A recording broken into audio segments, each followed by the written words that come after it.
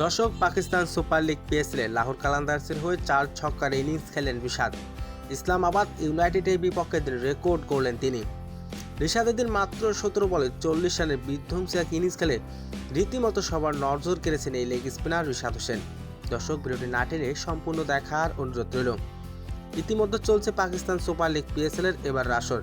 এই আসরে লাহোর কালান্দার্সের হয়ে দল পেয়েছে বাংলাদেশের রিশাদ। তবে এদিন ইসলামাবাদ ইউনাইটেডের বিপক্ষে খেলতে নেমেছে রিশাদের দল লাহোর কালান্দার্স।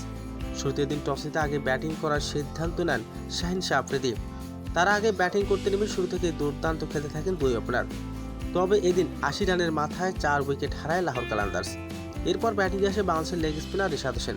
তখন দলীয় ওভার ছিল 15। ব্যাট হাতে মাঠে নেমে 4 ছক্কার টান্ডব দেখান রিশাদ। মাঠে নেমে এদিন শুরু করে দেন 4 ছক্কার টান্ডব। রিশাদের 4 ছক্কার টান্ডবে এদিন মাত্র 17 বলে 40 রানের বিধ্বংসী এক ইনিংস খেলে দলকে এদিন বড় পুঁজি এনে দেন রিশাদ। রিশাদের বিধ্বংসী ব্যাটিংয়ে এদিন বড় পুঁজি পায় লাহোর কালান্দার্স।